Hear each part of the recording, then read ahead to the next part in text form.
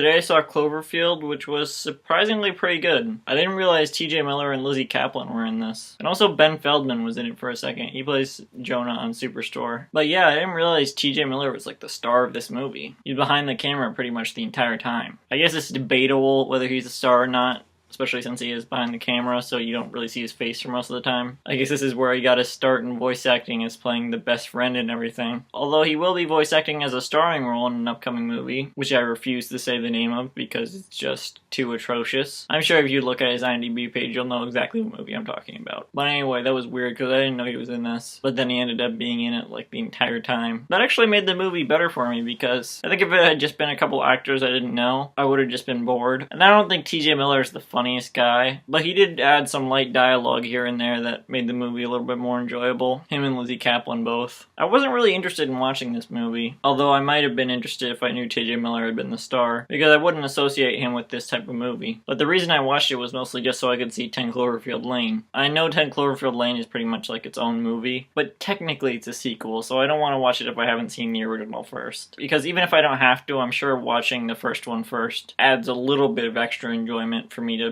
spot Easter eggs here and there, I guess. Like, hey, that's a callback to the first movie. So there was that, and I also found some old Nostalgia Critic videos talking about this movie before it came out, because apparently in the trailer they didn't show the monster at all, and that was supposed to be like a big deal for this movie, that they didn't show the monster at all in any of the ads or anything, and it was left really mysterious. But then when the movie came out, the monster was just some generic thing. So even though I knew it was a disappointment, the little bit of mysteriousness surrounding it made it a little bit more interesting for me. So I said, okay, fine, I'll watch Cloverfield, even though it just looks like a basic found footage movie. And it is, and I hate found footage as a concept, but this made it work okay. I think mostly because the guy behind the camera was TJ Miller. Usually in found footage movies, the person behind the camera is just some actor I don't even know, so it's less entertaining for me. It's like if you watch daily vlogs and you're not familiar with the channel, so it's just like, who cares? So it's kind of like watching TJ Miller just do a vlog the entire time throughout a monster movie. And I don't know about you, but that kind of sounds like an interesting concept to me. I mean, I don't know if that's what they were going for as the selling point, but that would be the selling point for me, if anything. So I enjoyed the movie as that, but I'm also glad I saw it because Cloverfield seems like it's turning into a franchise. So it's good to be familiar with the original movie, because 10 Cloverfield Lane looks really interesting. And then there's another J.J. Abrams movie coming out called The God Particle, which people are speculating is going to be like the third Cloverfield movie. I didn't read anything specific as to why people are saying that, but just judging from the premise of the movie, it seems like it's supposed to be an origin story of where the monster came from. That's what I'm guessing. If it's going to connect to it at all, that'll be how. So that sounds really interesting if that's what that is. They did leave this entire movie very vague, which seems lazy, but if they are making this other movie, then maybe it's kind of cool. I mean, I guess you shouldn't have to watch another movie 10 years later to understand the original, but it does sound like a really cool concept. So, I don't know. Whatever. I enjoyed the movie enough to give it a 6.5 out of 10. Even though it was kind of lame how they didn't explain it, the mysteriousness felt kind of cool, and it was entertaining watching TJ Miller just